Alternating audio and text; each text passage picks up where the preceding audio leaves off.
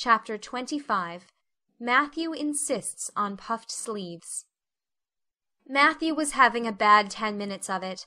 He had come into the kitchen, in the twilight of a cold, grey December evening, and had sat down in the woodbox corner to take off his heavy boots, unconscious of the fact that Anne and a bevy of her schoolmates were having a practice of the Fairy Queen in the sitting-room. Presently they came trooping through the hall and out into the kitchen, laughing and chattering gaily. They did not see Matthew, who shrank bashfully back into the shadows beyond the woodbox, with a boot in one hand and a boot-jack in the other, and he watched them shyly for the aforesaid 10 minutes, as they put on caps and jackets, and talked about the dialogue and the concert. Anne stood among them, bright-eyed and animated as they, but Matthew suddenly became conscious that there was something about her different from her mates, and what worried Matthew was that the difference impressed him as being something that should not exist. Anne had a brighter face, and bigger, starrier eyes, and more delicate features than the others. Even shy, unobservant Matthew had learned to take note of these things. But the difference that disturbed him did not consist in any of these respects. Then in what did it consist? Matthew was haunted by this question long after the girls had gone, arm in arm, down the long, hard-frozen lane, and Anne had betaken herself to her books. He could not refer it to Marilla, who, he felt, would be quite sure to sniff scornfully, and remark that the only difference she saw between Anne and the other girls was that they sometimes kept their tongues quiet while Anne never did. This, Matthew felt, would be no great help. He had recourse to his pipe that evening to help him study it out, much to Marilla's disgust. After 2 hours of smoking and hard reflection, Matthew arrived at a solution of his problem. Anne was not dressed like the other girls. The more Matthew thought about the matter, the more he was convinced that Anne never had been dressed like the other girls, never since she had come to Green Gables. Marilla kept her clothed in plain, dark dresses, all made after the same unvarying pattern. If Matthew knew there was such a thing as fashion in dress, it was as much as he did, but he was quite sure that Anne's sleeves did not look at all like the sleeves the other girls wore.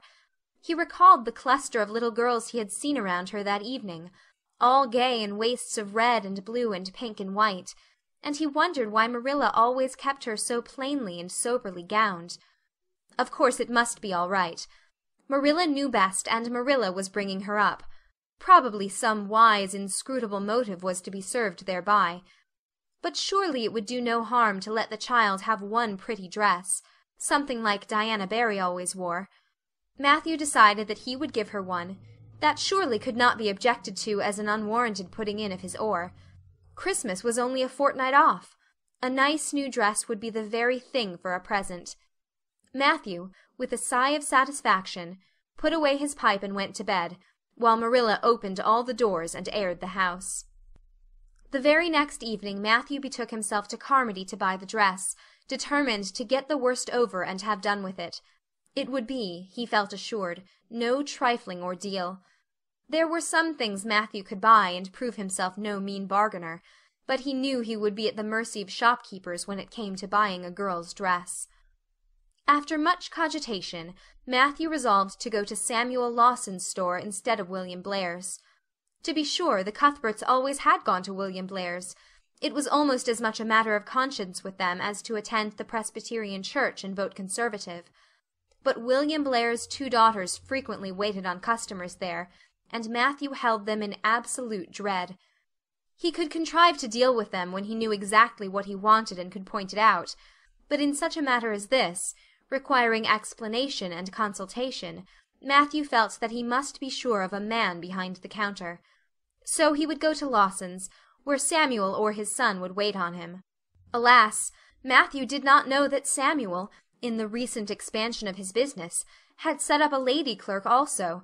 She was a niece of his wife's, and a very dashing young person indeed, with a huge drooping pompadour, big rolling brown eyes, and a most extensive and bewildering smile. She was dressed with exceeding smartness, and wore several bangle bracelets that glittered and rattled and tinkled with every movement of her hands. Matthew was covered with confusion at finding her there at all, and those bangles completely wrecked his wits at one fell swoop. "What can I do for you this evening, Mr. Cuthbert?" Miss Lucilla Harris inquired, briskly and ingratiatingly, tapping the counter with both hands. "Have you any, well now, say any garden rakes?" stammered Matthew. Miss Harris looked somewhat surprised, as well she might, to hear a man inquiring for garden rakes in the middle of December. "I believe we have 1 or 2 left over," she said. "but they're upstairs in the lumber room. I'll go and see." During her absence Matthew collected his scattered senses for another effort. When Miss Harris returned with the rake and cheerfully inquired, "Anything else tonight, Mr. Cuthbert?" Matthew took his courage in both hands and replied, "Well now, since you suggest it, I might as well take, that is, look at, buy some hayseed." Miss Harris had heard Matthew Cuthbert called odd. She now concluded that he was entirely crazy. "We only keep hayseed in the spring," she explained loftily. "We've none on hand just now." "Oh, certainly, just as you say," stammered unhappy Matthew, seizing the rake and making for the door. At the threshold he recollected that he had not paid for it, and he turned miserably back.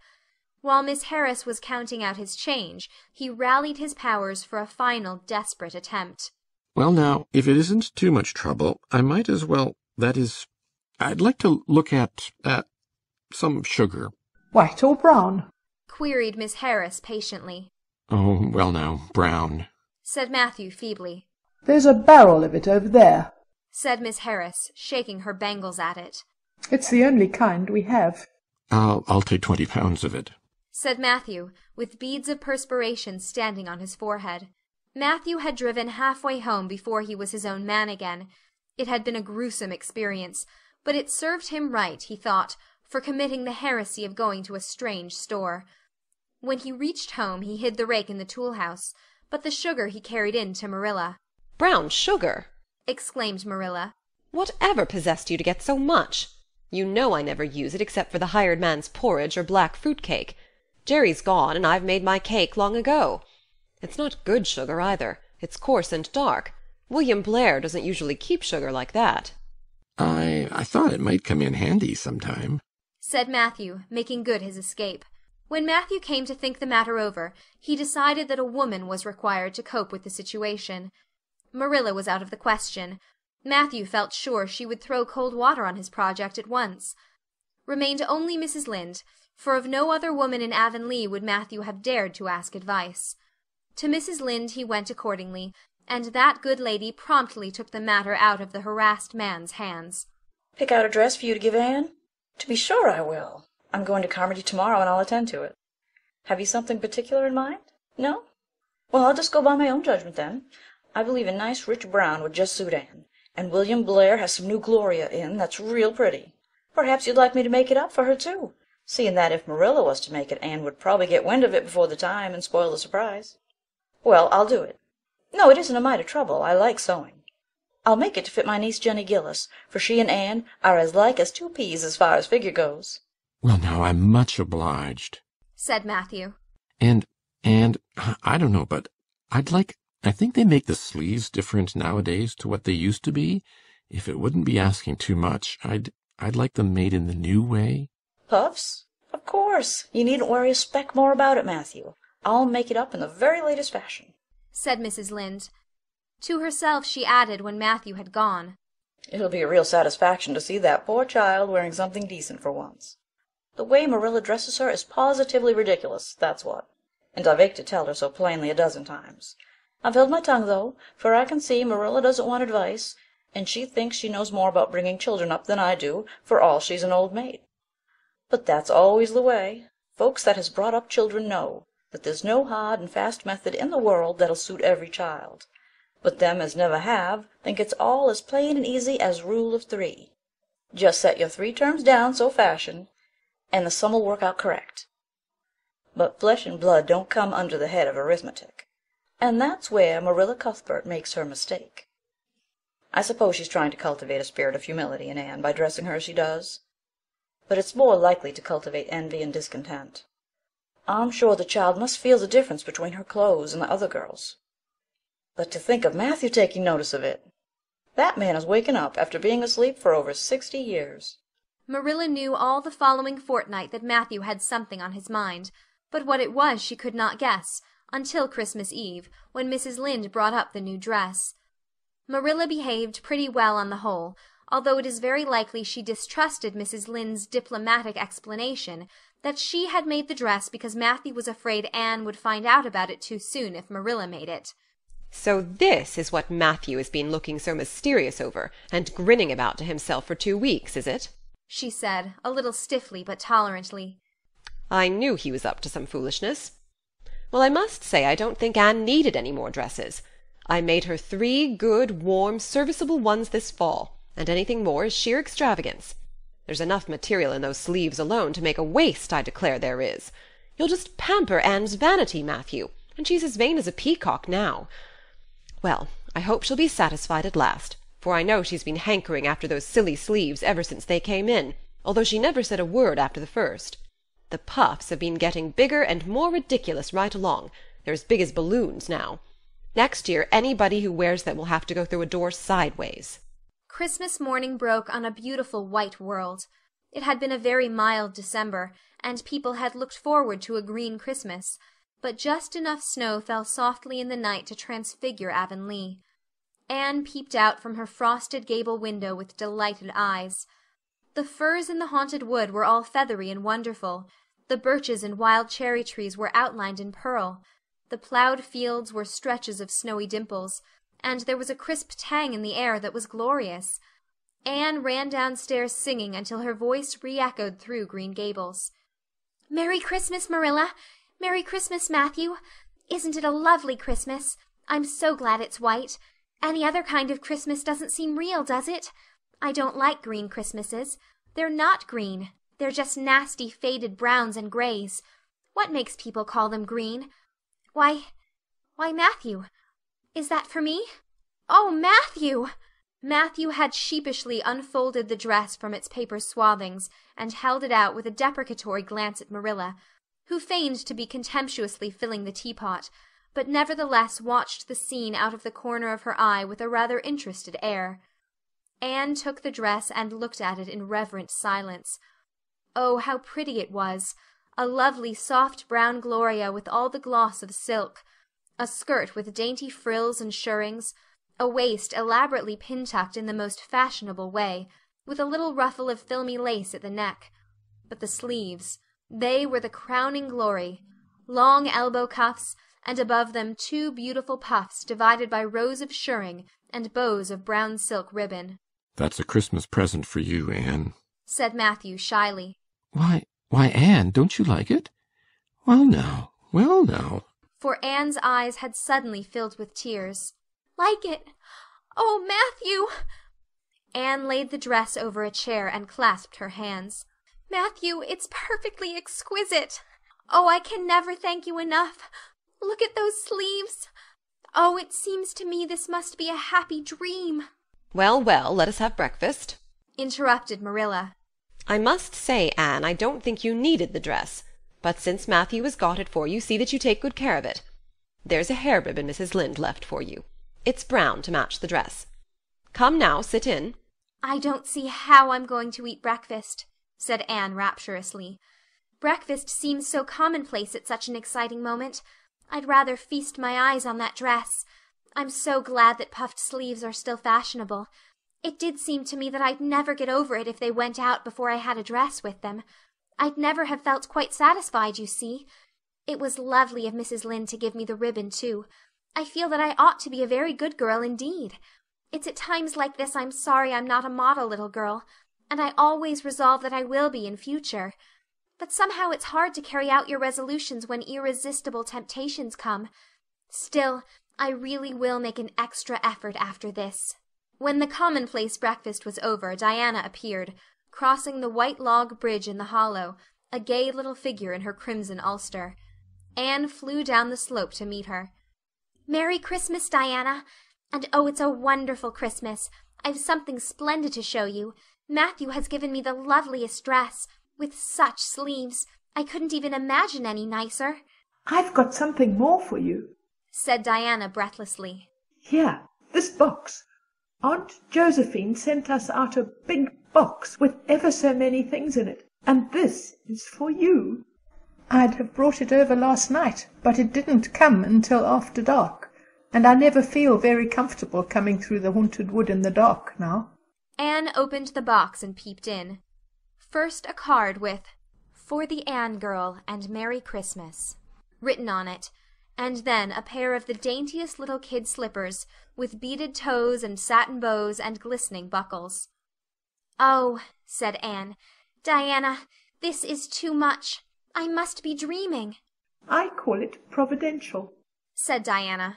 "You won't have to borrow Ruby's slippers now, and that's a blessing, for they're 2 sizes too big for you, and it would be awful to hear a fairy shuffling. Josie Pye would be delighted. Mind you, Rob Wright went home with Gertie Pye from the practice night before last.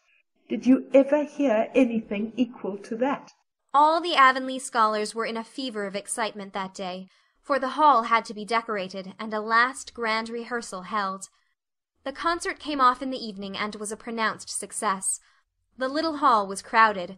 All the performers did excellently well, but Anne was the bright particular star of the occasion, as even envy, in the shape of Josie Pye, dared not deny. "Oh, hasn't it been a brilliant evening?" sighed Anne, when it was all over and she and Diana were walking home together under a dark, starry sky. "Everything went off very well," said Diana practically. "I guess we must have made as much as $10. Mind you, Mr. Allen is going to send an account of it to the Charlottetown papers." "Oh, Diana, will we really see our names in print? It makes me thrill to think of it. Your solo was perfectly elegant, Diana. I felt prouder than you did when it was encored.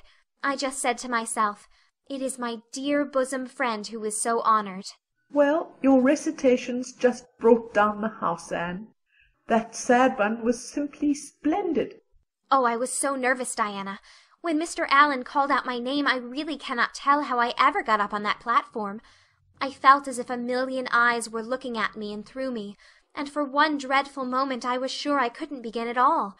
Then I thought of my lovely puffed sleeves and took courage. I knew that I must live up to those sleeves, Diana. So I started in, and my voice seemed to be coming from ever so far away. I just felt like a parrot. It's providential that I practiced those recitations so often up in the garret, or I'd never have been able to get through. Did I groan all right?" "Yes, indeed, you groaned lovely," assured Diana. "I saw old Mrs. Sloane wiping away tears when I sat down. It was splendid to think I had touched somebody's heart. It's so romantic to take part in a concert, isn't it? Oh, it's been a very memorable occasion indeed." "Wasn't the boys' dialogue fine?" said Diana. "Gilbert Blythe was just splendid. Anne, I do think it's awful mean the way you treat Gil. Wait till I tell you. When you ran off the platform after the fairy dialogue, one of your roses fell out of your hair. I saw Gil pick it up and put it in his breast pocket. There now, you're so romantic that I'm sure you ought to be pleased at that." "It's nothing to me what that person does," said Anne loftily. "I simply never waste a thought on him, Diana." That night Matthew and Marilla, who had been out to a concert for the first time in 20 years, sat for a while by the kitchen fire after Anne had gone to bed. "Well, now, I guess our Anne did as well as any of them," said Matthew proudly. Yes, she did, admitted Marilla.